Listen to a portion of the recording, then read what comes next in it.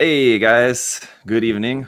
Welcome back for another interview. I'm talking to you guys live from a different time these days. Usually it's the morning time for me on this side of the world, but it's night here. So cheers. I can actually enjoy having a beer during a live stream again.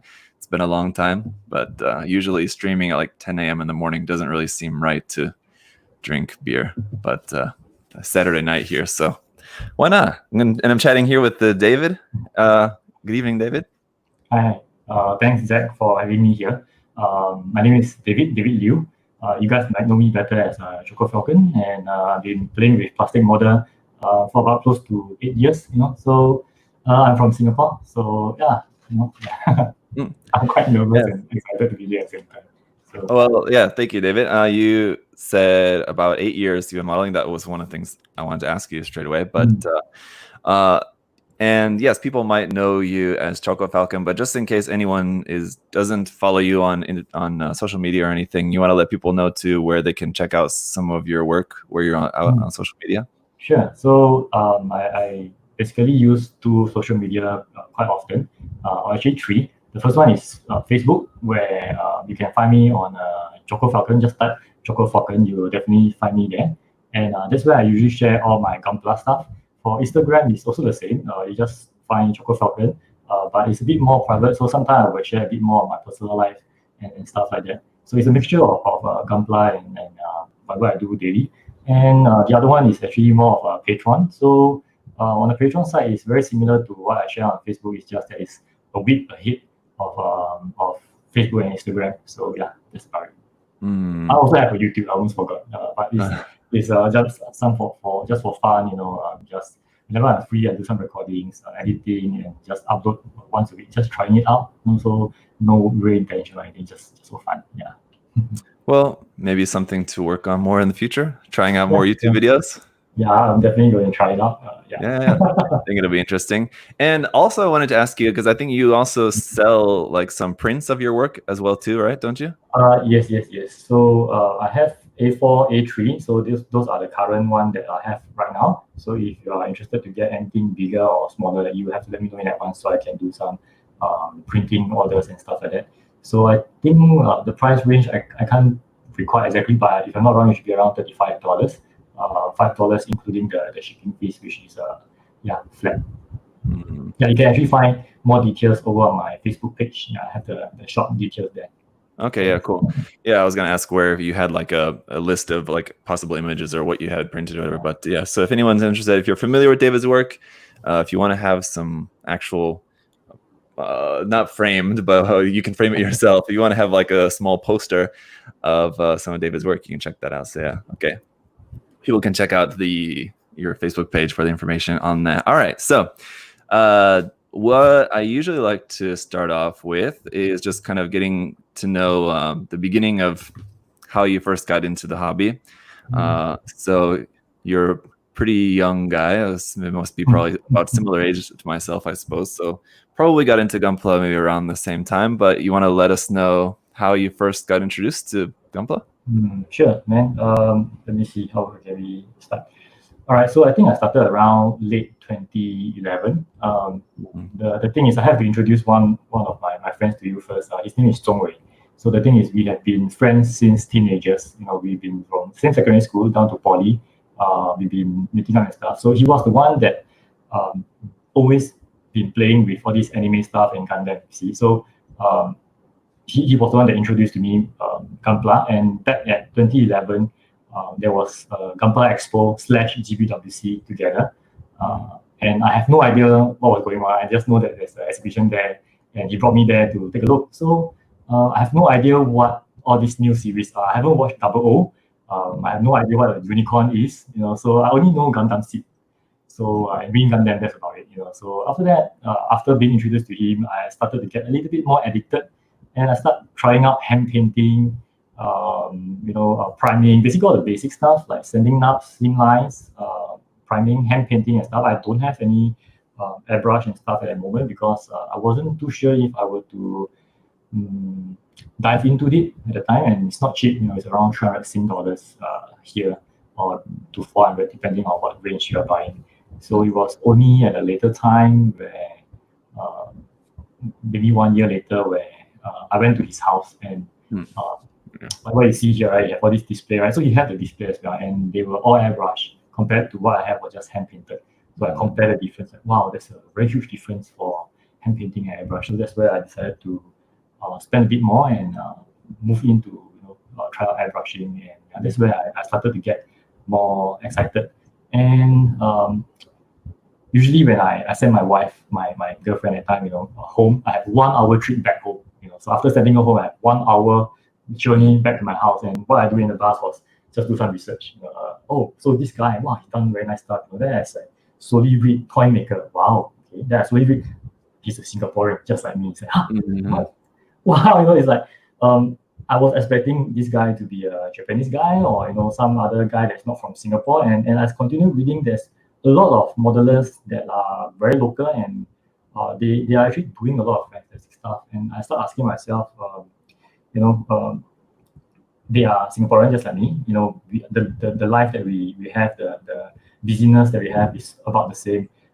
So if he can do it, I'm very excited and very curious if I can do it as well. So I started to stalk him and many other artists around us, and those reference which I just save it out and study, and try to do something similar. So Kenny Toy Maker, he's the first inspiration that I have to really dive in deep into this hobby. Well, that's another question I wanted to ask you about. And I think we'll come back to that a little bit later, because I wanted to ask, I usually like to ask about your inspiration as well. So I would assume that, probably Kenny was a big inspiration for you, being a fellow Singaporean as well. So but we'll talk more about that a little bit later. I wanted to also ask you about just what it's like being like a Gunpla consumer there in Singapore. Is there a Gunpla around, like readily available in a lot of stores, or is it kind of harder to get? And then what about like the supplies too? Are there any supplies really difficult to get ever? Not really, to be honest. The location where I'm staying right now, opposite, it's just a hobby shop. So the hobby shop that I usually patronize is Hobby Art Gallery. They have the shop which is directly opposite my house is Hobby Art at Work, and Hobby Mate is just around me. So if I need anything, it's just about 5 to 10 minutes walk. I can just go over and get my materials, you see. So all my tools. We have Art Friend as well. Art Friend is like a stationery supply or art material supply. If I need any plat plates, evergreen, I will just head down, maybe about 20 to half an hour journey, and I can get whatever needs that I need to get. We also have online shopping like Carousel and stuff. So if you need any paints and stuff urgently, within a day or two, we can just purchase it online. It's not that difficult or tough. But to some people, maybe they are more picky about like pricing and stuff like that. So you should add plus minus is about the same actually. Sure. I guess probably it's a little bit cheaper online, but still, it's pretty amazing when you can actually go to the store and buy the stuff in person, and it's actually faster than ordering it online. It's pretty amazing. So that's probably worth what you have to pay a little bit more, and sort of supporting your local shop as well too. So that's good. When you first started back before you were airbrushing, when you were first getting into just building some models, and you said you were trying out some hand painting and stuff, what were some of the first models that you were building? Okay, so the first one that I did was Strike Freedom, followed by I think was a Reborn Gundam. Both of them were high grade. I wasn't brave enough to touch any master grade at that time. And the next kit onwards, it was actually a H1, which I think was an airbrush. So if you don't mind, I might need to find, maybe I can go and find some old pictures. Sure. You said the first one that you airbrushed was a master grade? No, I think it was still a high grade. The fourth one, I remember it was a master grade. So just check it out. All right, great. So it was kind of like the time you said around 2011. I don't remember exactly, but when maybe the 00 kits, especially HD 00 kits, were pretty popular and readily available a lot at that time, I guess. All right, so I'm going to share them. Sure. All right, so you guys get to see the screen. So this was back then when I think Instagram was just starting out as well, but I'm not so into social media. I just try to do whatever I like to do. So this was one of the first few kits. The first kit, to be honest, that I sent the seam lines, fill up the cement and stuff like that, prime and do some hand painting and some subtle weathering, because I was into weathering at the time as well. And basically, you can see even the photo was very grainy. So what happened here? It was just a cupboard, that I put all my comic books in the past. So I removed all the comic book. I put the Gunpla there and just take photo out of it. So yeah, this is the first one. So this is the second one, Reborn. So I was trying out metallic colors and stuff. So basically, I think very similar back then. You prime it, you paint it with a gloss black. So that time I was using spray can.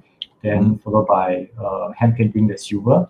And followed by again hand painting the clear red.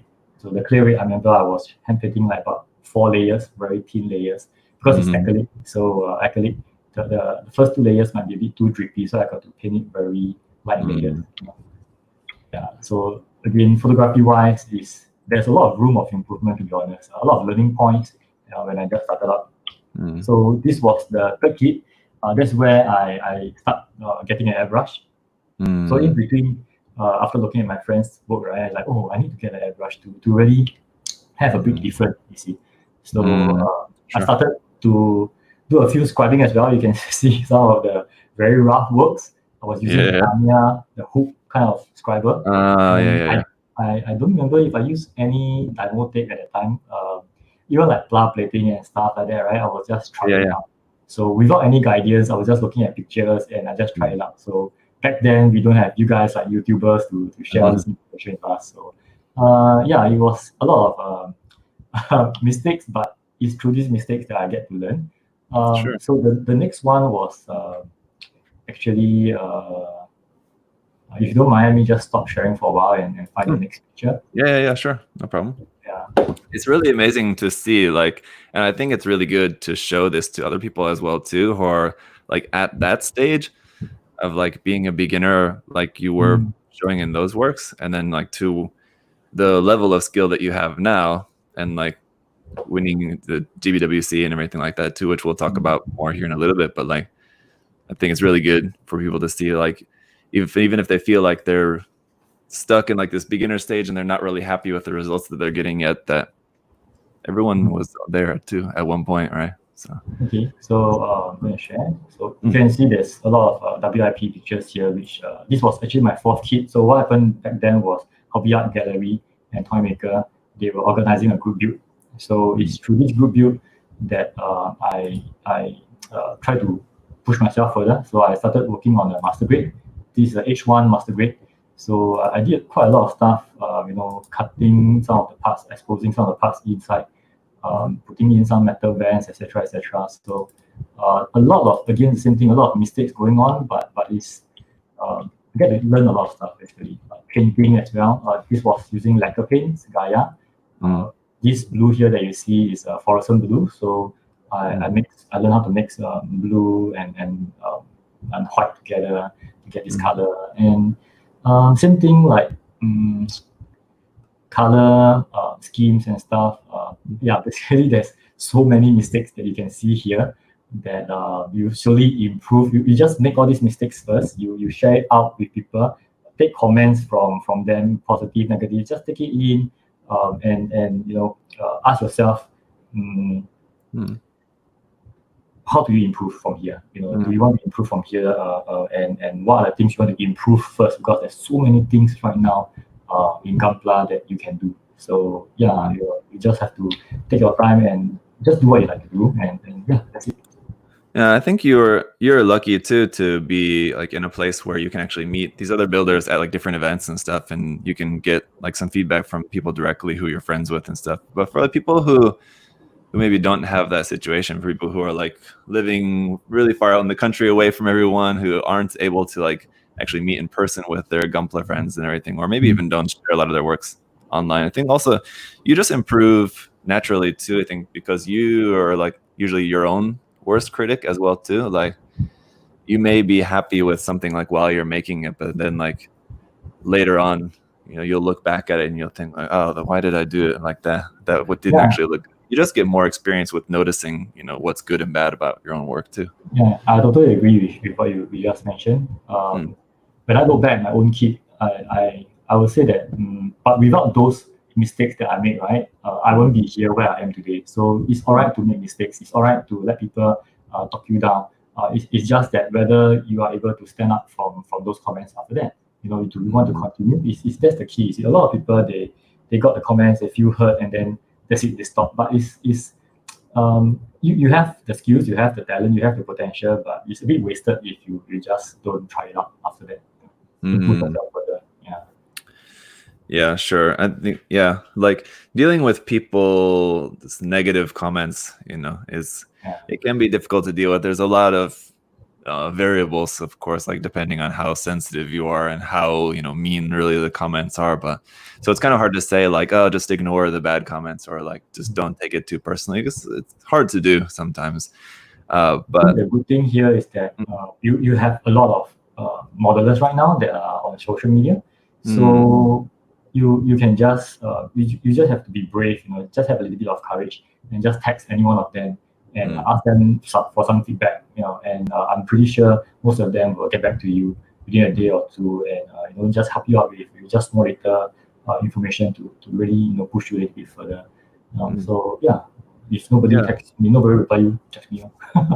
Yeah, definitely. I think like it was interesting too when you were saying how you used to like do research and stuff while you were riding the bus during your commute. It's also a good way. I mean, I would recommend that to people as well too. But you're right that there's so many people that you can just talk to online just straight away who are really experienced. I think definitely maybe 5, 6, 7 years ago is maybe a little bit harder to like get in touch with some of these people, because not everyone was on every social media everywhere. But these days, everyone's around on social media, so you can talk to anyone. I think back then it was the forum period, where you post one picture and then you wait like you are constantly looking at the forum whether anyone reply you, and what are the feedbacks and how can you improve next. So now it's so different. You post it on Facebook, anyone, or even like Instagram with a hashtag and stuff, anyone can give you a quick feedback. But if you really want those feedback that are helpful to you, just ask any modelers that inspire you to be where you are today, and I'm pretty sure they will help. Definitely. Yeah, sure. Yeah, just a few days ago, I was reaching out to some of my modeling friends because I had a question about something that wasn't going right with my painting that I couldn't figure out what exactly the problem was. So I was reaching out to other people as well to try to figure it out. So I do it too, even now. So all right, so you were building for a while and getting into it. When did you first enter into GBWC? Oh, okay. So I entered 2012. So between 2011 and 2012, I was just learning all the basic skills, taking part in group build that is organized by Kenny and Hobby Art Gallery. So in 2012, GBWC, I decided to just try it out. So I took part, and I won the newcomer. So for those who took part first time, right? You actually are eligible to get in that category. So I got the newcomer award, and then at the time, after I finished setting up the display, right, I was waiting there to see all the others modeler come, and then Kenny came here with the O. So the yellow PG stripe customized with the O Gundam together. Well, I can tell you that moment was very intense. You won't get to see it in any other GBWC here in Singapore. That was the only time where you see a lot of people just crowd around him, surround him, and they were all fascinated by that build. I can even see him putting the super glue, right? Even when he was applying the glue around his face, I can still see like his hand was a little bit shaking and stuff. So it was really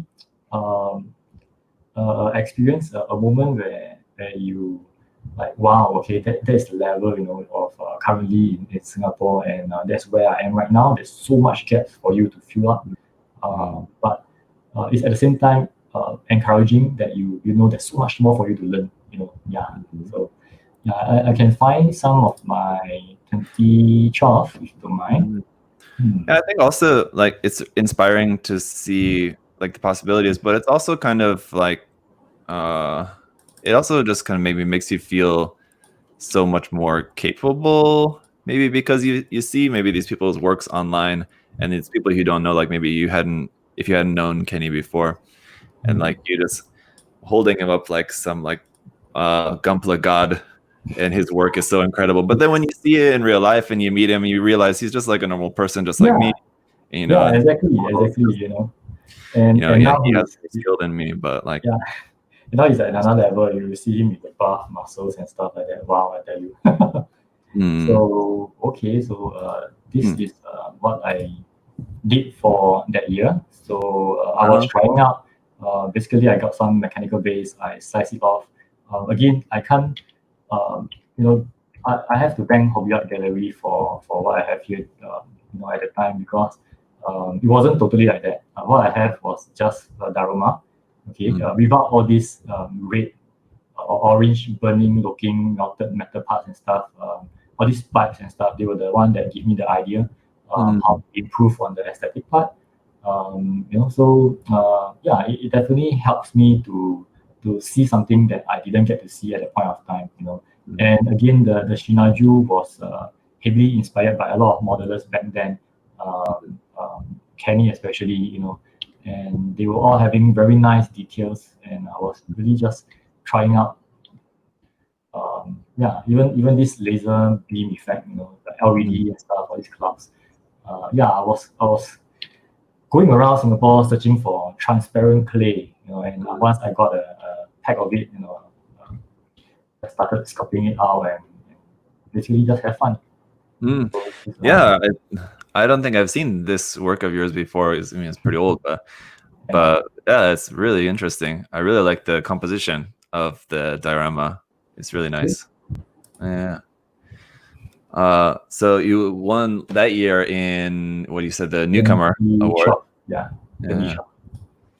So after 2012, after knowing the standard, for Singapore, basically the top 3 was crazy. I can tell you. Actually, there's a lot of very huge kids that at my level, as a beginner level, you will be intimidated or overwhelmed because if you want to, not saying that you want to be competitive or you want to win or anything, but even talking about improving your modeling hobby, you will feel a little bit stressed, I would say. And then at 2012 GBWC, eBay was the one that won the championship, and there's like, wow, another level.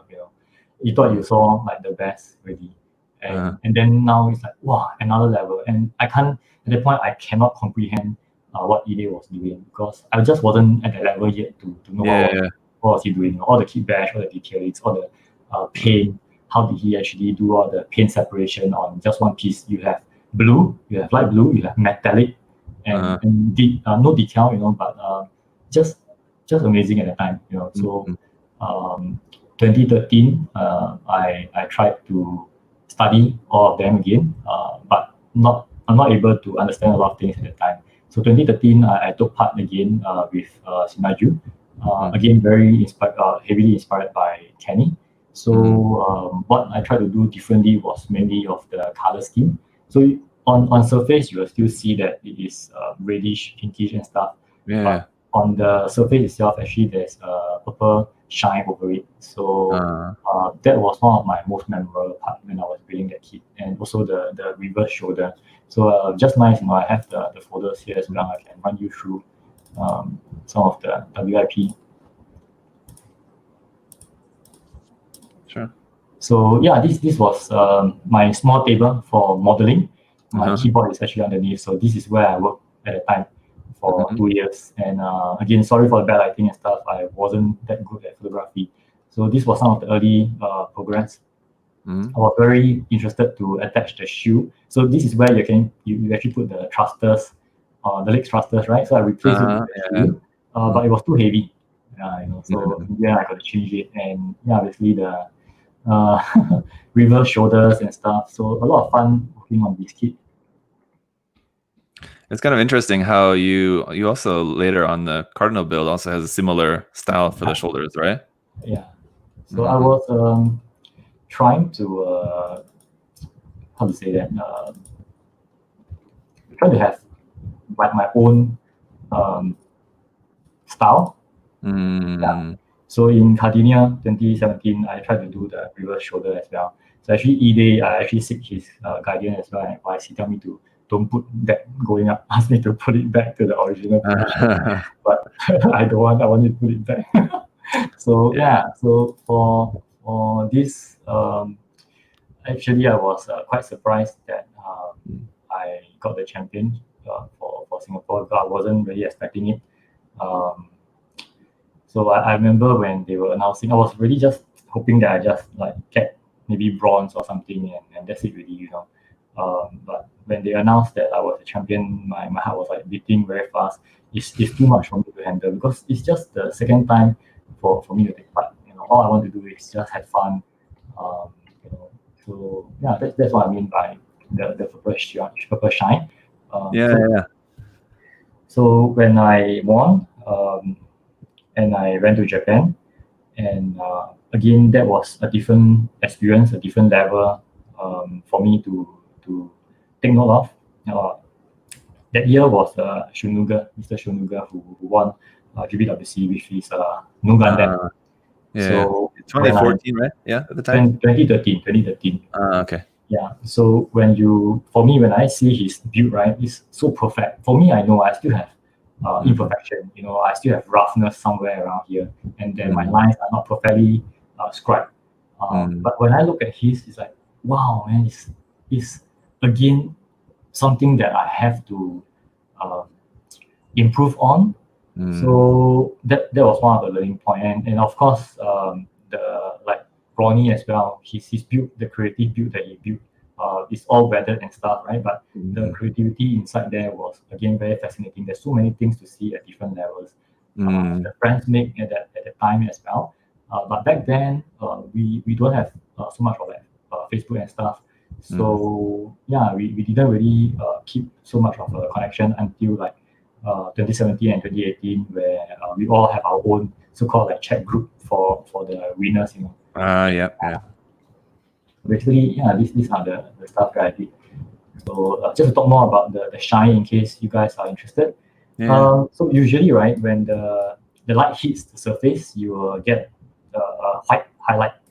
Right? So your lights are usually white, or even if you use a yellow light or something like that, most of the time you will just get a white highlight.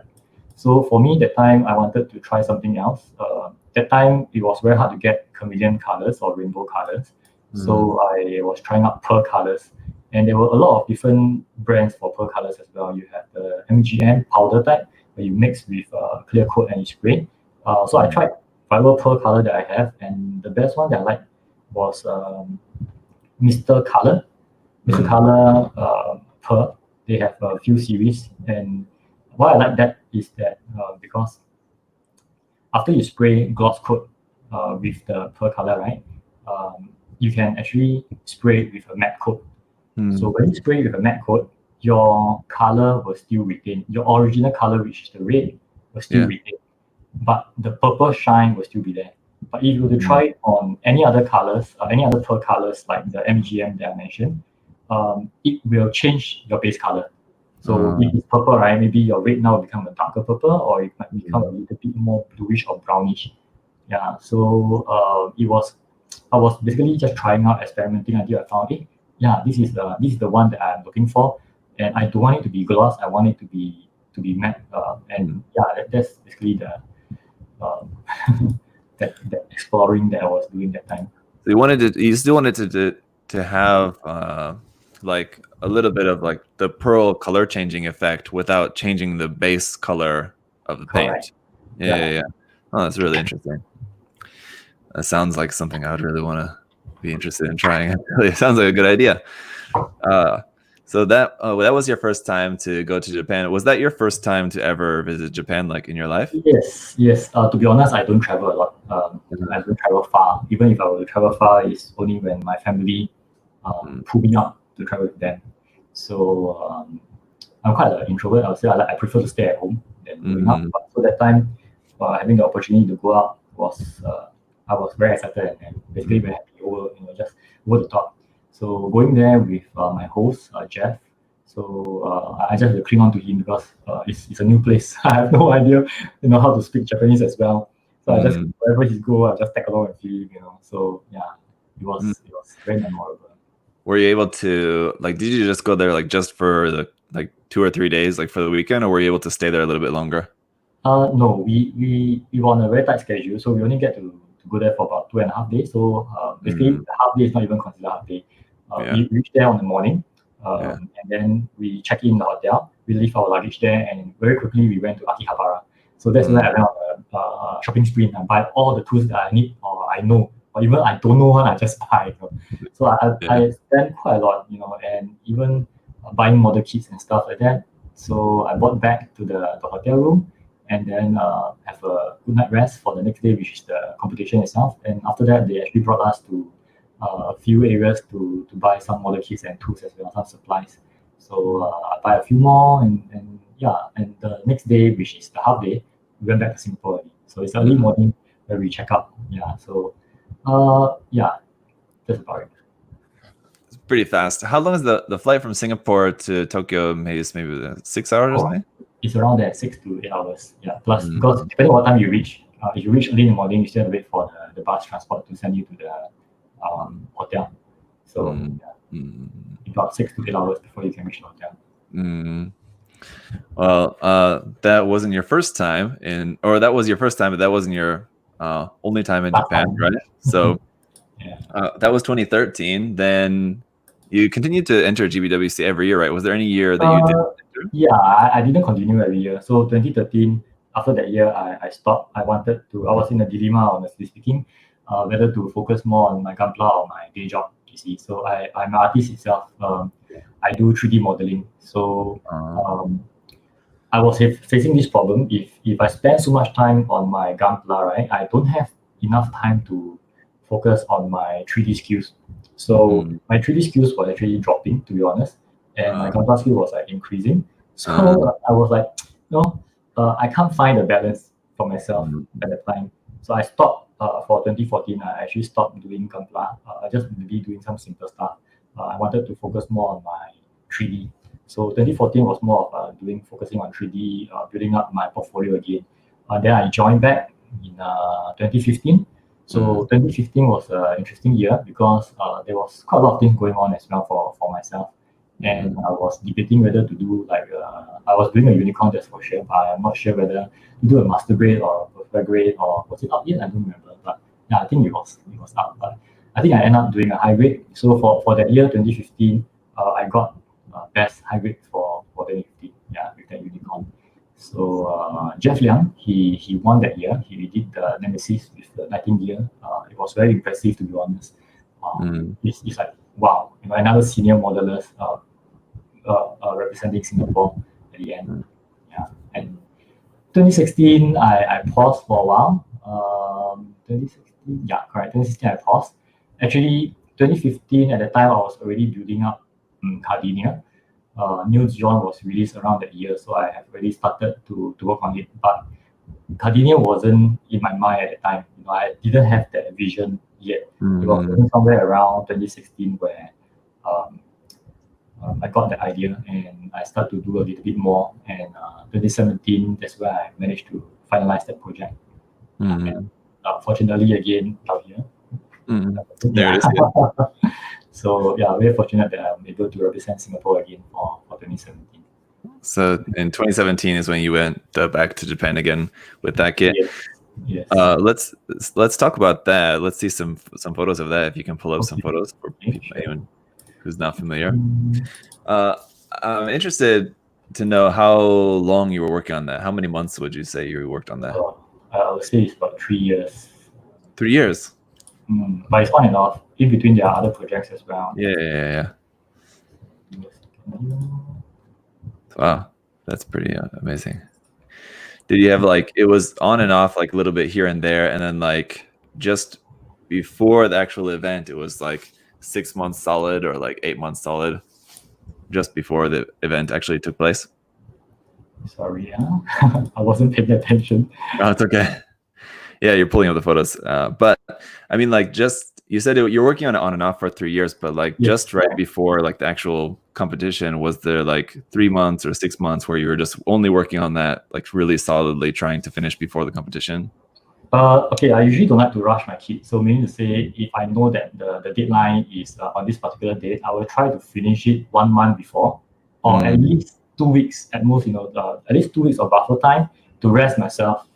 Because it's very fatigued. You rush for so much, you do so much already, and if you don't look after yourself, you on the day itself of display, things might screw up. So I usually try to calm myself down, try to get it done earlier, because you need to do photo submission as well, you see, and the photo submission is usually 1 month before. So I try to hit that deadline, to be fair to any other modelers as well. After that, that 1 month period is really about fine tuning. If there are small little things that you can improve on, you improve on, and basically photo taking like what you are seeing here, and sharing some of the pictures online with your audience, and let them know. Yeah. So here you can see some of my WIP.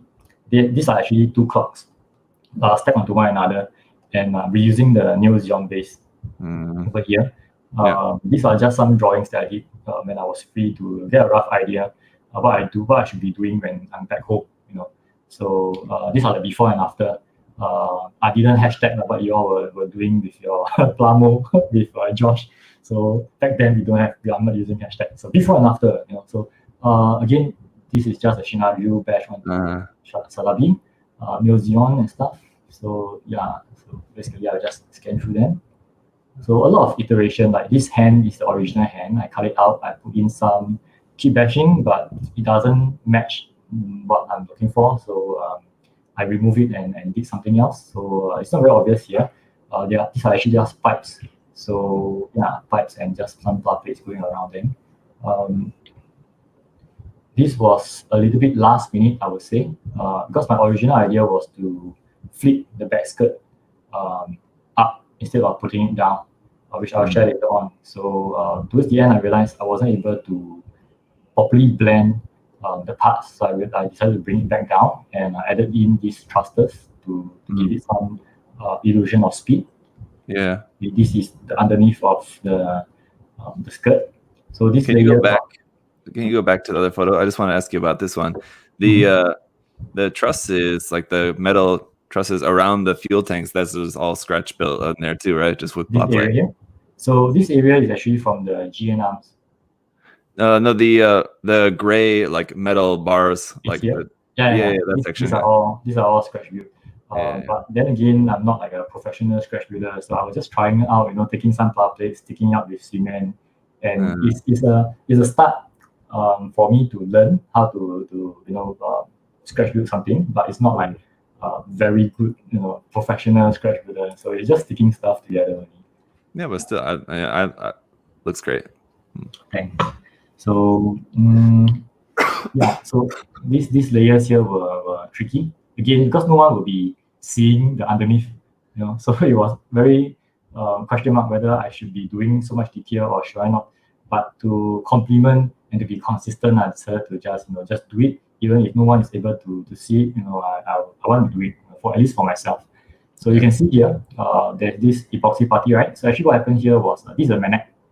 This is, I cannot remember how thick was it, but it's a very strong magnet, and this is supposed to be attached to the main kit facing outwards like that. Yeah, so I'll share with you some of the WIP later on, to explain more. So these are the funnels. These are actually master grade Shinaju arm joints. So imagine 1, 2, 3, right? I have one pair, which means one Shinaju. So I have in total I got 3 pairs, which is 6 joints. So I need 3 Shinaju just for the arm joint. Just so for that part. Yeah, just for that part. So I think at least 2 Shinaju that have no arms right now. So this part again was heavily inspired by Ide. So he was the one that made this piston-looking stuff very popular back time. So I wanted to do something similar, but at the same time, I don't want it to be so obvious. So I added some other parts to actually cover it up. This is actually from Valbrave, if I'm not wrong. Some of the belts, and I tried to attach it from the back to the front instead of using those energy pipes. So back skirt. Some drawings again. Without these drawings, I will be aimlessly, going around. I don't know what to do. I might be drawing on the surface, but whatever I draw on the surface, I might erase it and I might lost it again. So these drawings here actually helps me get an idea of which is better, because I will compare the different drawings and which one fits the most suitable one for the kit. Yeah, one of the things that I really enjoyed about this kit the most is the layers. You have the different layers in the armor, especially like in the skirt armor, the cutout sections where you can see like through to the lower layers and everything. And then like you were saying with the torso midsection having like the piston kind of hidden in behind there, behind some other parts in front. So the layering of everything on there just gives so much detail to look at on this. Yeah, because at the time I was also kind of stuck. Like without these layers, right? You don't have the depth. You only see like an outer piece. It's a very huge model kit, and that's it. You will see a very huge surface, but your eyes don't really have anywhere to rest. So I kind of want to cut it out, but then again, I don't want it to be too outstanding. So the colors you see is actually very dark. So the details is not bothering you unless you really zoom in to take a look at it. So yeah, that is some of the things that was going through my mind when I was working on it. Because on the outer side, you can really see so many details, and they are of a kind of like a lighter or bright contrasting color to your surface. Yeah, so I don't want them to be like fighting for attention. So, yeah.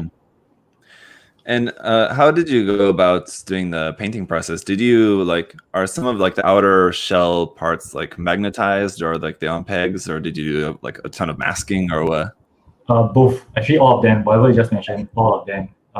Some of the pieces are like a huge piece, especially the back skirt. So it's crazy trying to paint it. I have to prime it using spray can. So usually I prime with airbrush. I don't prime with spray can. So for this piece, the back skirt, I have to prime with spray can and airbrush it layer by layer, and I almost run out of paint just for the back skirt. And whatever you see here, they are all separate pieces, so they are still not so bad to do masking. Like all these details that you see, right? Yeah. So these are all separated. So this silver piece is separated from these gray pieces. So after spraying the silver, I will mask it. I will spray the gray. Then followed by all this, right? I will matte coat. After finish matte coating, I will remove the masking for this silver piece, and I will just sort it in and just glue it, and that's it. So a lot of this, well, I guess you were able to like test fit everything, put everything together beforehand, but you had to make it so that it was not permanently attached. So you had to think about what colors you were going to paint everything so that you weren't gluing everything. Yeah, correct. So the color scheme part was actually quite tricky because I don't think I did the color scheme quite well. It was actually very messy. I will talk more about it later because they are all in a different folder. So this was like the final assembly before I move on to dismantling it and painting it. And my workflow is like as such that once I am done with the modification, once I dismantle everything for washing, I will never assemble it again. So after I wash, I'll do my color separation or whatever stuff, and then I'll start doing my priming, and I check for errors, and that's it. You won't see it assemble until the end. So I will try to take as many photos as I can because throughout the period, maybe 1 or 2 months of spraying, right, I actually forgot how to assemble certain parts.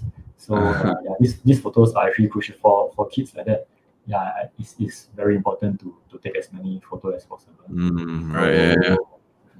So these are before and after, and these are all the going through like the final stages, the painting process and everything must have been like just so hard to keep everything organized. You have so many parts.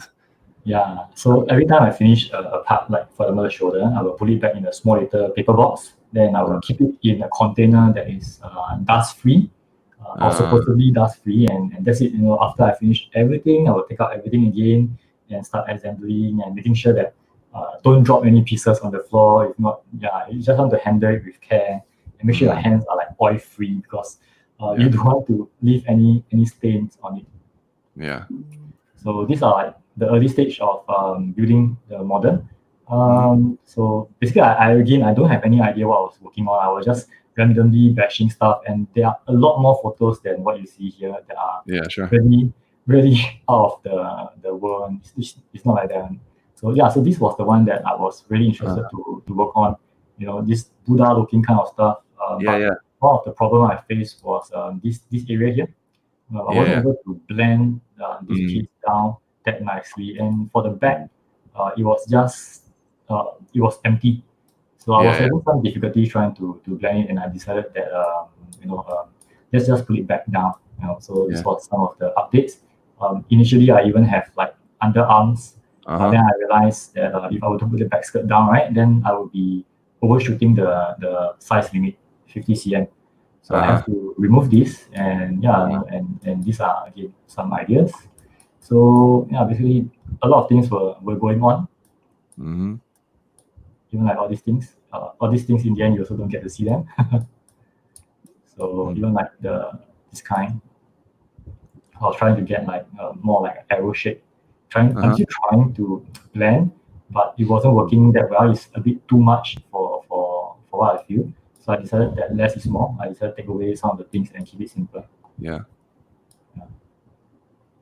So yeah, interesting to see like just the different tests basically that you were doing with these, right? Yeah. Just to see how basically you were just checking like the silhouette of how it was going to look, right? Correct. Yeah. Let me see if I can find more. Sure. And it looks like maybe you mentioned Kenny and Ide there, but are there any other builders that you would say you drew like inspiration from, just like in developing your own style? For me, I'm more towards the detail build. I mean, there's a lot of things I want to try, but I'm not saying that I don't have any time or anything or any excuses. It's just that there's so much thing that I want to do.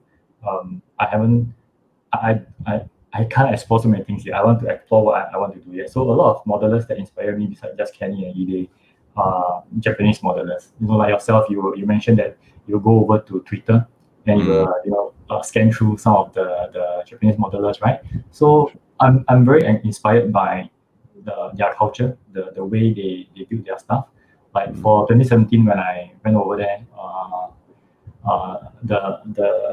the Japanese modeler actually shared with me that he woke up early in the morning just to build before he went over to work and stuff.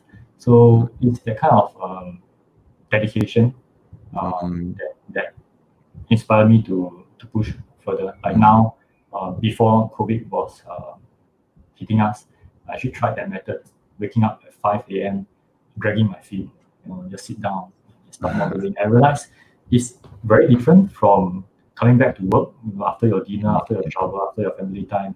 You spend maybe 1 hour, like 10 to 11, right? The feeling is different when you're waking up early in the morning because you're more fresh and more focused. You know that I need to spend that 1 hour. I already wake up that 1 hour. I'm just going to do it. Then, go to work early and come back early and continue again if you have the energy. And so a lot of, again, in terms of aesthetic sense, Japanese modeler is one way to pick up your image library. Another way is Pinterest. A lot of inspiration comes from Pinterest. It's very easy to just search for something and pin it in your own folder. If not, just download them and create your own image library. Sure. Yeah. Okay. All right. Let's see. So I'm trying to find some of the color scheme that I did, which was actually very horrible. For that, and I know for that specific project, and then maybe now too, do you have a specific paint brand that you usually like to stick to? Like, were you still using Gaia or Mr. Color? So for Tabla, right now there's so many brands. We have E7, we have Gaia, we have Mr. Color, we have Modo. We actually have a lot of choices. Even from the Philippines, they are coming up with they have their own brands as well. We even have like Vallejo and stuff. So for me, there's too many paints to pick, and I haven't even finished exploring Gaia alone. So I prefer to focus on what I have right now, which is Gaia, and just use what I'm comfortable with at the moment because it's working for me. I don't see why I need to take a risk and try another one. And if something happens, especially for competition, right? Then Sure. a lot of your hard work is gone already. But if it's for like a mini project, then I'm definitely going to try some other brands to experience more and learn more about the paint itself, the paint property especially, and how it will affect the finishing. Yeah, it's nice that you have like readily available some different, some of the best brands out there that you can choose from, right? Yeah. So yeah, it's again, it's easy to access as well. You see. So plus, if you're an acrylic user, you prefer to use water-based. Yeah, in Singapore, it's not difficult to find as well. So I'm going to share with you this color scheme that I was referring to. So again, some of them are horrible. They are really horrible, and I don't like that. But I still have to do it to see how horrible is it, so that I know what I should avoid. And at that time, I wasn't really into a red model kit. I was sliding towards a purplish one. But Jeff Liang, his nemesis, his Nightingale was purple. So I didn't want it to clash with that. So I tried to stick back to red. And there are many other colors that I'm very interested to try it out, but I'm not experienced enough yet. So I decided to try the red again. So and also I was interested in the Japanese kimono, the dress that they were wearing. I was even contemplating whether I want to add some decals, of flowery patterns. But again, I wasn't experienced enough at that time, so I didn't want to take the risk, and I just stick to what I was more comfortable with. So to make that, can you show that image one more time, David? Sorry. Okay, yeah.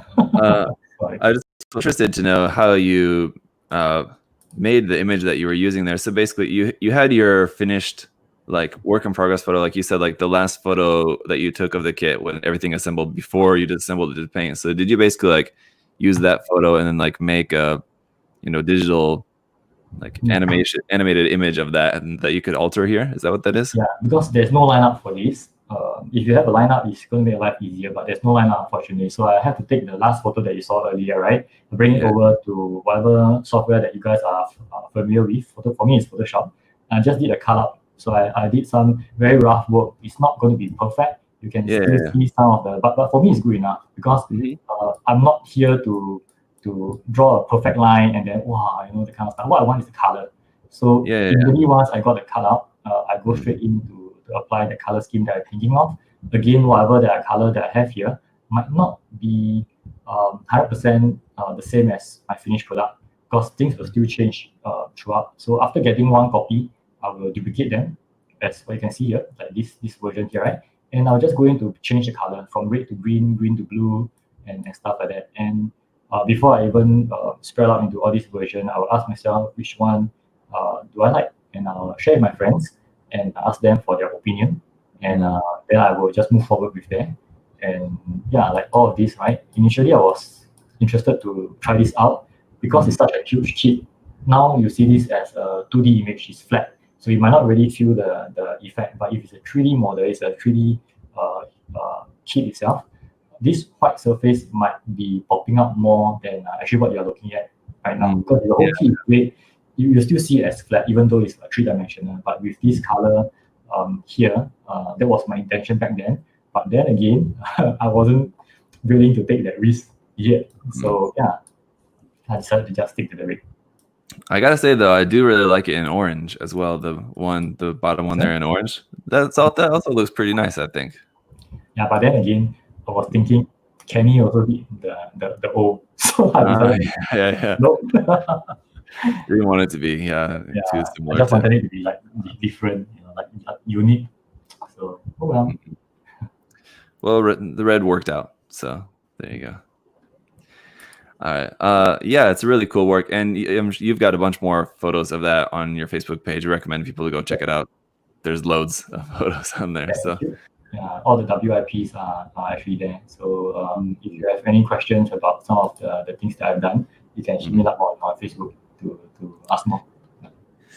Now I want to talk about what you're working on these days, but before we get to that, just in kind of your journey from when you first started to now, what have been like some of the hardest things to learn? Whether it be like airbrushing, scribing, or what was something that was like really challenging for you? Mm, I think it's the aesthetic part. Mm. Because I mean there are different proficient level in the hobby. You know, you got the basic level, you got intermediate, you got advanced, and then you got mastery. For me, at least, that's what I feel. Basic and intermediate is not that difficult. They are very technical skills. You just have to sharpen the saw. You keep doing it, and you will keep improving to a certain point. But when it comes to advanced level, where you need to apply your intermediate skills and your creativity, you see your art sense. For example, panel lining. A lot of people can scrap the line, correct? But to design a panel line that is unique or at least eye-catching or interesting for someone to like, wow, it's a nice panel line, you know. So that to me is one example of challenge in this hobby, and it's just one small example. Now, if you imagine doing a model kit that's so huge, right? Yeah. The challenge will be multiplied by whatever that you as a modeler will is trying to do. So for me, it's not just about designing a kit. I really enjoy designing redesigning stuff, you know, just panel line and stuff. But to put in some motion into your model. So if you look back in some of my other design, right, other model kit, there are always going to be a very simple diorama with the model kit. It's not just a standstill like Cardinia. There's always going to be some motion going on. And for next year, 2021, hopefully, if they are going to continue with GBWC, yeah, I'm going to head towards that direction as well. In fact, I already built the diorama up last year, and you know, it's just that I can't share right now on social media. Yeah. So until towards the end, hopefully, when things are more or less finalized, yeah, I'll get to share them with you guys. Well, that's good. Yes. So I get what you mean. Yeah, that's something that I'm glad you mentioned, because, you know, a lot of people might say, oh, you know, scratch building, it was the hardest thing for me to learn. But it's really interesting that you said that the aesthetic part was hard, because that's something that I think is a very important skill that is usually, we don't think of that as like a skill, because we think of technical skills, like you said, which are kind of like what you mentioned, right? Scratch building is also a technical skill. You know, it's just, there's so many things that you can categorize as technical skills. Kit bashing is one, but we talk about kit bashing, right? You take the shoulder, you put it to another body, you call it kit bashing. Okay, but if you want to redesign a whole model kit using just kit bashing itself, so you still need that technical skill of how to combine parts, but aesthetically, how to blend the parts together. You know, so even scribing a line, like I mentioned, even like armor trimming. You got armor trimming, you got armor separation. After you separate, right, you need to put something underneath to like you take out something, you got to put something back. It's just like the Cardinia that you saw. I cut out something. There have to be something behind. Otherwise, it's going to be see-through. It's weird. So there's so many things in the intermediate level that in order to push yourself up for me to be advanced, is the creative aesthetic sense that we need to build up, which is again your image library. Yeah, right. Your image library, and that's what I was just thinking too. Like you get so much better at that too, just from so much exposure, just seeing so much, and you just kind of learn. Kind of your brain is trained to recognize what looks good and what doesn't look good, or what needs to be done like in a certain way or something. So yeah, I like that.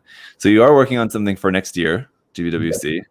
Assuming that it happens next year, the world doesn't end before then, everything's fine.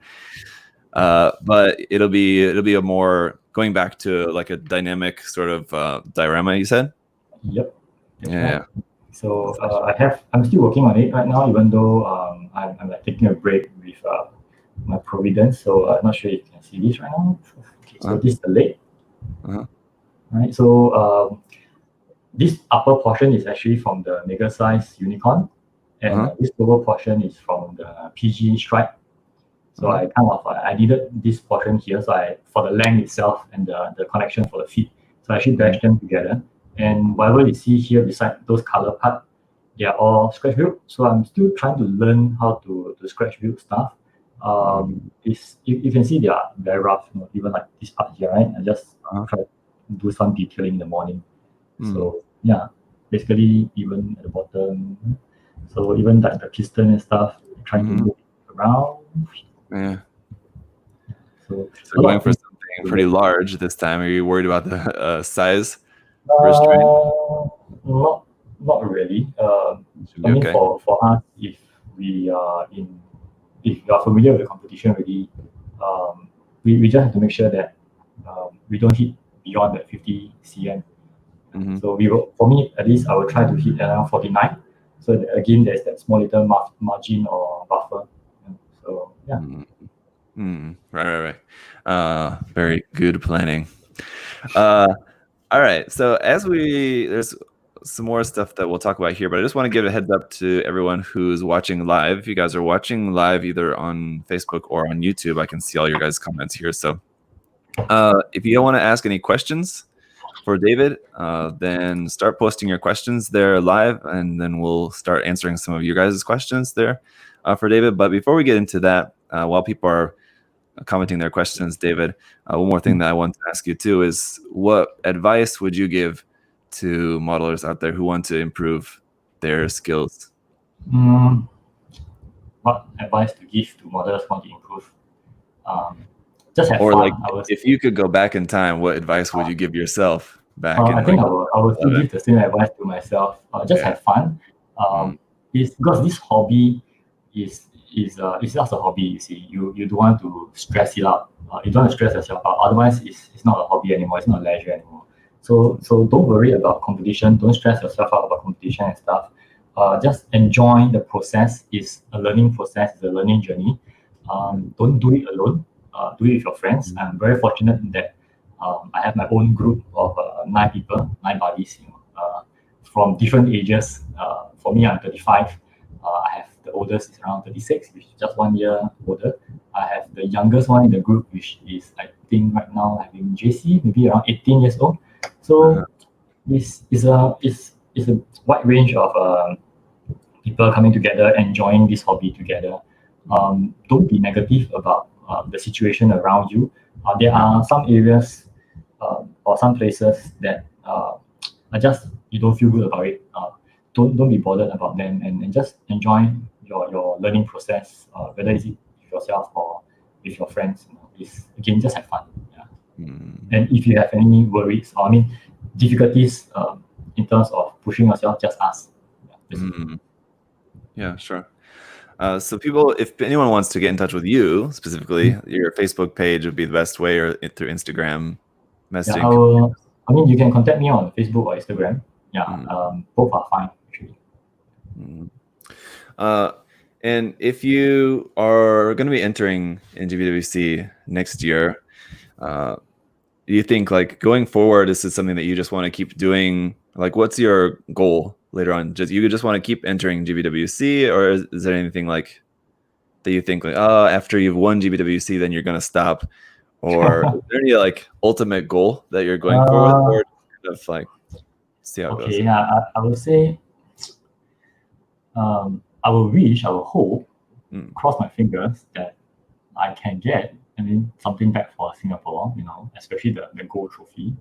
But it's not a need for me. Again, I just want to enjoy what I'm doing, and show, and hopefully to inspire others with this positivity through the model itself. Winning is a bonus, but the for me the most enjoyable part is making friends. For example, 2018 GBWC, right? Even before we go over to Japan, we have a small chat group. So how we actually come up with that is 2013 when I went to Japan. We don't talk to one another. The winners seldom talk to one another. Maybe we just sit down at a dinner table, and that's where we start to communicate. And 2017, we had this group, okay, but not everyone is inside. So when we have that group, actually it was created, I think I created it on the eve before the competition. I was like asking anyone to hang out at the lobby area tonight, and only a few of them replied. So it was a very last minute thing. So from that experience, I brought it over to 2018. Again, I was very fortunate that I represent Singapore again. So I decided that I just want to enjoy this time. So I added whoever just was announced a winner. I just add them in, and congratulate them and just have fun. And when we were at Japan, immediately we were clicked. Even before we touched down, some of us like, "Oh, you're reaching. Oh, we have reached. Where are you now? You are at Akihabara. We're taking pictures of the places and stuff." You definitely get to know it from Aaron as well. He was sharing it, and the experience that you had back in 2019.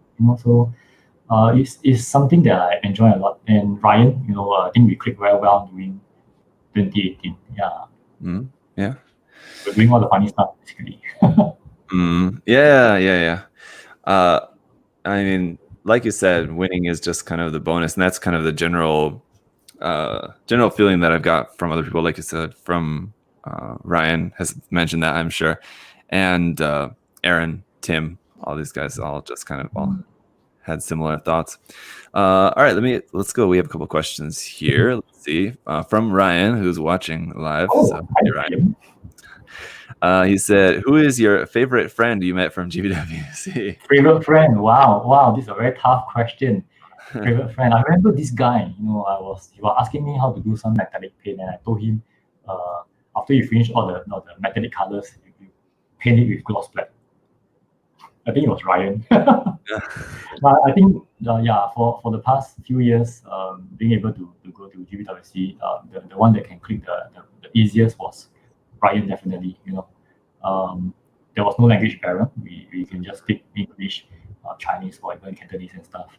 And we were just two crazy guys. Or in fact, the rest are all crazy. Just having fun and stuff like that. It was so easy. Open. To conversation and stuff like that. Everyone. Everyone's got a really similar passion, right? So it's really easy to connect with everyone. So this one is here from the clerk says, "Sorry, I didn't put your comment up on the screen, Ryan. I forgot I could do that." This is a question actually I was thinking as well too, so I'm glad he asked this. He said, "Will you continue with the giant mobile armor style builds, or will you move towards something else? Singapore's styles seem to always be about making giant mobile armors." So I was going to ask you that because with your working on like large things, and you said you started off with a lot of HG stuff. So I was going to ask, are you interested in going back to working on something smaller? I think for competition wise, I will still go with something like a master grade. For a high grade, because it's going to be very competitive for Singapore. We don't have a lot of entry like from Hong Kong or like from China. That's like $100. We can only have like 100 plus. So it's still very competitive.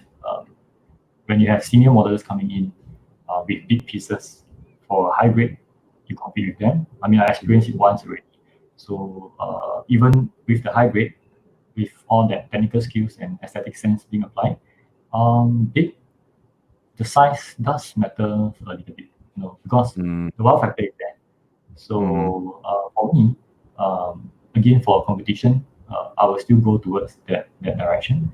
For MS, for MA, I totally agree that for the past few years, for actually 8 years, 10 years, 9 years, I can't remember, 9 years, most of the winning entries are detail build, very massive. I said there was one year Benjamin won with a small SD with a very creative build. So I think it's just how our culture, our environment gears us towards that direction. If you look at other countries, a lot of them have their tradition inside them. So for us, not saying that we don't have a tradition or something, but it's just that, at least for me, everywhere I go around, it's like construction site. They are always building up new flats. So maybe that's how I get that the idea of building ladders and cages and stuff, pipes and stuff like that. So again, it's my interest. So again, what makes me different from all the other builds is I'm trying to add that motion at least for next year, I'm trying to add that motion into that model. It's not just a standalone MA. Yeah, and it's hard to know too. I mean, because you might think that it's got to have that big wow factor because like that's what the judges are looking for, and that's what has a better chance of winning. But it's kind of hard to know from year to year, like what the judges may prefer in different years might be different, or like that style was maybe more successful and had a higher chance of winning in the past, but maybe in the future it would be, like you said, like what you're working on now, something a little bit more dynamic, more like streamlined, sort of. Yeah, again, for me, is if you want to join a competition, if you're out to win, you will feel the stress. I don't know if you're going to enjoy it. So for me, it's back to that question you asked. What advice? Just enjoy yourself. Just do what you like to do. So for me, that is what I like to do. So I will continue doing that.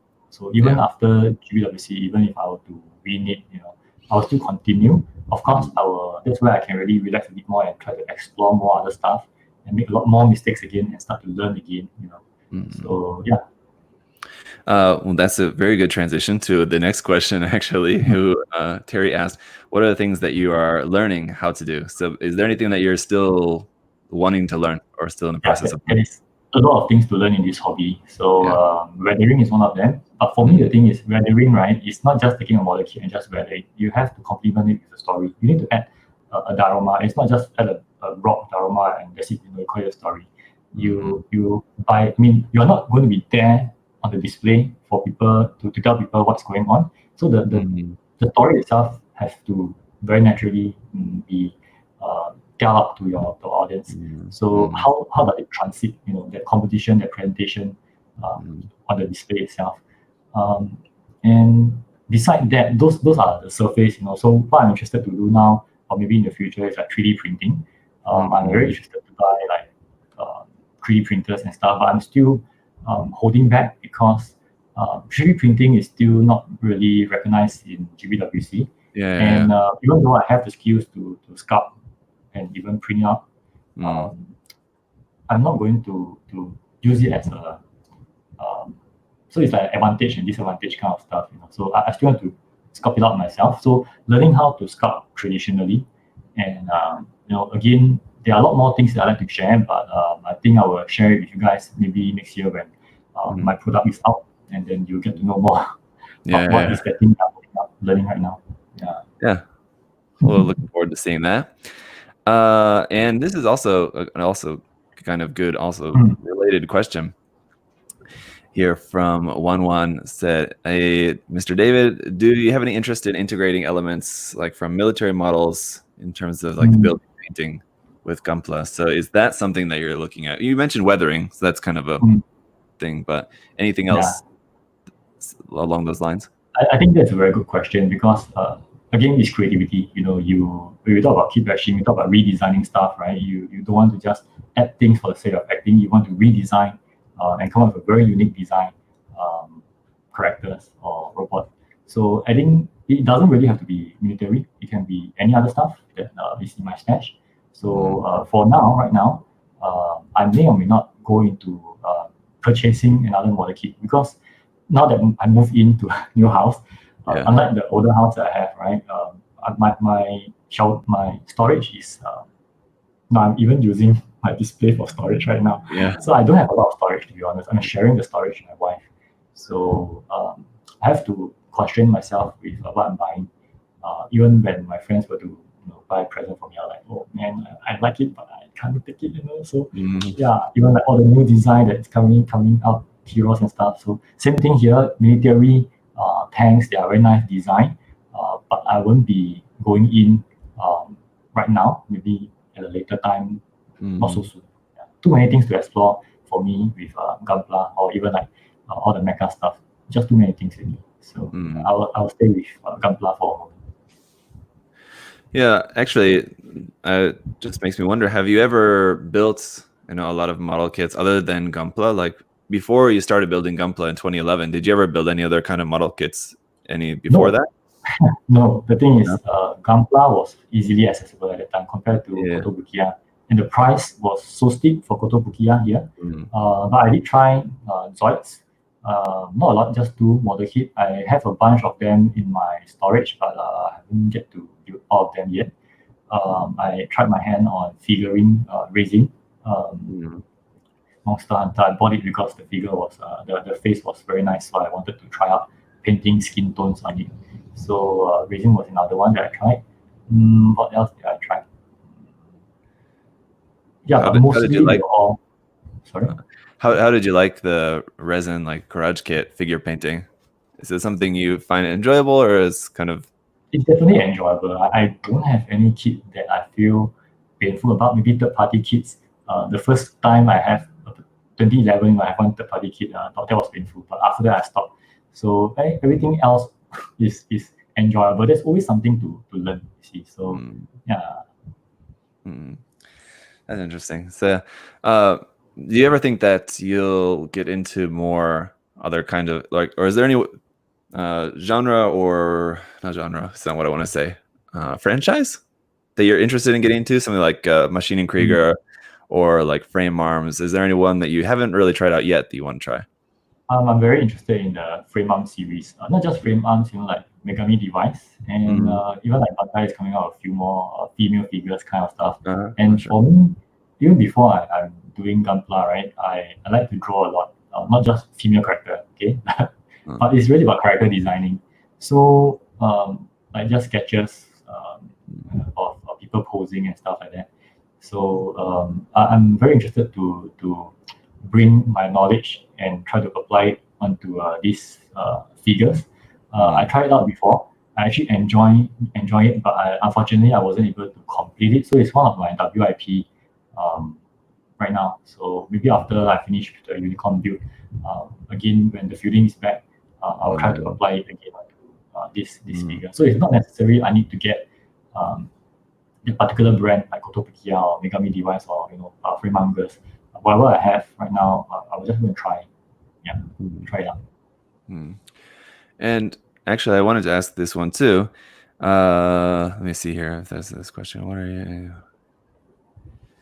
Okay. Anyway, do you ever work on like little small projects and things like in between like your massive GBWC projects? Do you work on other stuff or just kind of only focus on one thing at a time? I prefer to focus on one thing at a time because at least the momentum is there, and my tables are always very messy, and it's always because of that one build. So to move on to another build means I have to clear the table and start afresh, which is also good because when you keep your areas clean, right, and when you come back to it again, you have a different perspective. Really, you learn something else from that previous build. So although I like to focus, but from time to time, like right now, I'm actually transitioned to trying out other stuff. For example, the Providence that I just snapped. I'm also trying out video editing on YouTube.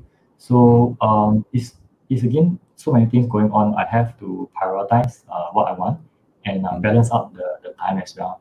So eventually I will still come back to building that focus, the priority, which is the GBWC. Yeah, it's good. I mean, you're right. It's a double-edged sword. You want to focus on one thing is good, like to not be distracted and get lost.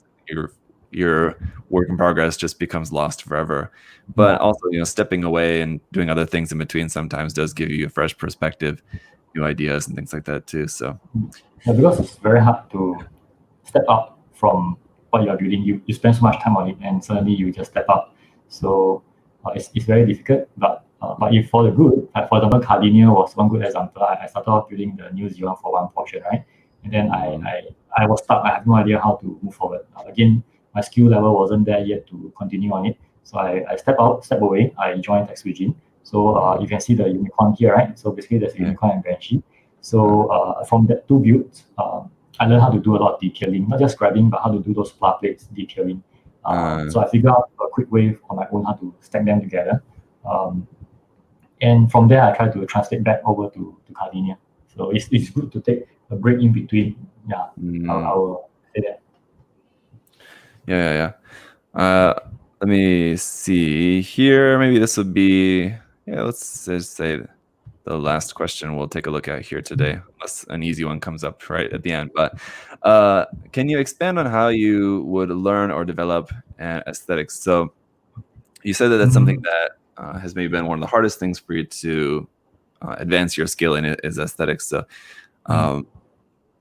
what did you do, or what are you still doing, or what would you advise people to do who want to develop their skills in? Okay. So there are many ways to improve your aesthetic, to be honest. It's just whether you want to put in the time and effort to do it. So for example, right, like I mentioned in the video earlier, Pinterest is one of the easiest way. You go to Pinterest, you search something, you pin, you got a lot of pictures, but having pictures is no use. You need to study it. When I say study, it means not reading out the words or whatever, but you look at the pictures, right? What is it that you like from this picture? What is it that interests you? Is it the color scheme, or is it the design? But if it's a design, why? Is it the silhouette, or the details? What exactly is it that interests you? So when you know that, you want to lock it down in your library in the future. When you want to use it, you come back to this folder or this image. Another example is like again, if you watch Zaku Aray's video, you will know this. So so I remember that time you all was talking about it, and I was asking you guys about these books, right? So these books has hobby magazine. Basically, they have a lot of reference pictures for you guys as well. Even like this book itself, this is a very good book that can teach you how to do scratch building, basic stuff, recasting and stuff like that. So what else? And for me, it's really about your own sketchbook. So this sketchbook might have a lot of content. It's not just drawing, a lot of words for my day-to-day job and stuff. So basically, you just draw, and some of the drawings might look like it's very ugly and stuff. It doesn't matter. It's only for you to see. Nobody else will understand it, which is fine. So even like I have one very good example of ugly stuff.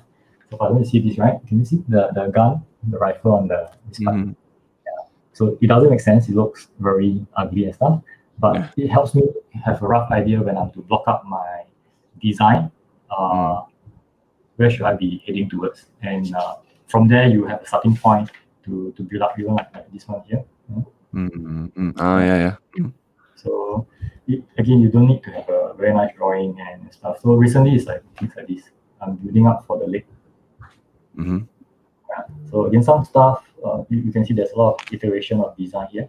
Yeah. So in the end, it's up to you which one you want to use. What else? So many things. Yeah, even like this one here. Yeah, so for me, it's drawing. If I need to draw, again, because I only have 1 hour a day or maybe 2 hours if I'm fortunate, unless it's like a weekend, I have a whole day, right? So if I don't pen down my ideas, I might forget it the next day. Or 5 minutes later, I'll just forget it. So if I pen it down, 1 week later, I'll still remember it because it's here, right? And once I have it, I can start to apply it, like what you see here. Right? Yeah, so it's something along that line. And this, I haven't even started panel lining any of them yet. So it's about planning ahead, drawing up what I have, and once I'm ready, I will apply this panel line design onto the model kit and stuff. And yeah, since we are talking about girls, yeah, so I'm also drawing up once in a while just for fun. So yeah. No, I think it's a kind of challenging question to answer about how to develop aesthetics, because aesthetics are not completely objective. They're somewhat subjective. People's preferences are going to be different. So I mean, like, there's certain things, like certain colors, if you use a combination of certain colors, pretty much everyone would agree that it looks bad. But like, for some people, they might like it. So I mean, it's still going to be completely subjective. And so I think the point is that you should just do whatever looks good to you. It's your build, right? Of course. So as long as you like it and you're happy with it. But yeah, I think like you said, it's just looking at a lot of different examples and things. And I think really when you start to really pay attention to the details of the builds as well, like you may look at someone else's build that you're looking at for reference, and you like really like this specific one little panel line on the leg that you think it looks really cool, and you want to try to recreate that on your build, drawing inspiration from just little detail parts here and there. And like you said, saving a bunch of images on something like Pinterest is really convenient, or like I'm just saving stuff off Twitter all the time. So Yeah, same. It's the same. Twitter also, I will save all the images, put in the own folder and stuff. And sometimes I will share it out on Facebook for others to learn as well. I think it's very good for modelers to share their VIP. I totally agree that we as modeler, we just have to enjoy ourselves, just do what we like to do. People are always going to talk about it, So one thing for us, not just for modelers, right, but for modelers who are more experience, I think it's also good for us to learn how to accept modelers who just want to do things their way. Because, like for example, I have my own friends. We have 9 of them. But nine of them are of the same level. We have different age, we have different priorities, backgrounds, family, business, etc. So some of us just enjoy snap fitting, and some of us just enjoy using spray can. Some of us enjoy just using a very specific color that the other party don't like. So it's how we as you see, this hobby is not just about Gambla. Is for me a journey about being as a person as well. How you learn how to accept others in this hobby being different as well. So yeah, it's quite an interesting experience because I didn't expect to have like a group of friends. Like 9 is quite a big group, and I'm going to meet some of them tomorrow because of the lockdown, and finally we are reopening. So like, yeah, get to meet. Nice. Yeah, definitely. I agree. Like you said, there's people with all different sorts of skill levels, and just because someone has whatever their skill level is now doesn't mean that that's what doesn't mean that they're happy with that skill level or set with that skill level or stuck there. Someone who's a beginner now, there's no point in trying to break that person down about where their skills are. Everyone's just on the journey, however cliche it kind of sounds, but yeah, everyone's always improving, or just as long as they're enjoying it, then that's fine, right? Yeah, it's the important part. So all right, David, I think that's going to be it for us today. I really appreciate your time. Jen, just as a reminder to everyone who's watching, just one more time, you want to remind everyone where they can find your stuff online and all that? Sure. So thanks again, Zach, for inviting me here. I was so nervous and excited right at the start, but now I'm glad I'm more calm right now. So thank you. Thanks everyone for watching this video as well. Hopefully we answer most of the questions. So you can find me on Facebook, you can find me on Instagram, you can find me on YouTube. You just search Chocofalcon. You can definitely find me there, and just look through some of my work if you are interested to know more about what I'm doing for GBWC especially. You can take a look at my Patreon, support me if you want. And one thing I can share with you is that there are more things to see over at Patreon compared to Instagram and Facebook, because there are some things that I don't share there. So you can only see it on Patreon. So yeah, that's about it, man. Any question, just find me on Facebook and Instagram. Yeah, definitely.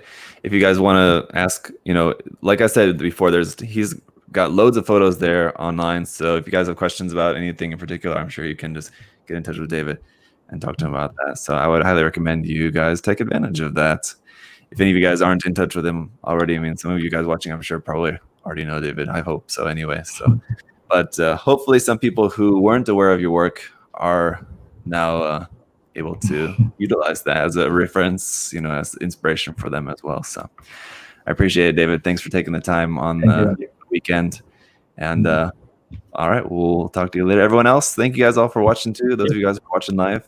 If you're watching it later, thanks for watching, and just make sure you subscribe and follow, especially on my Facebook page as well, just to keep updated with when the different live streams and stuff are going to be, so you don't miss it later if you want to watch it live. But that's it for today, guys. Hope you're all having a great weekend. We'll see you next time. Bye. Bye, everyone.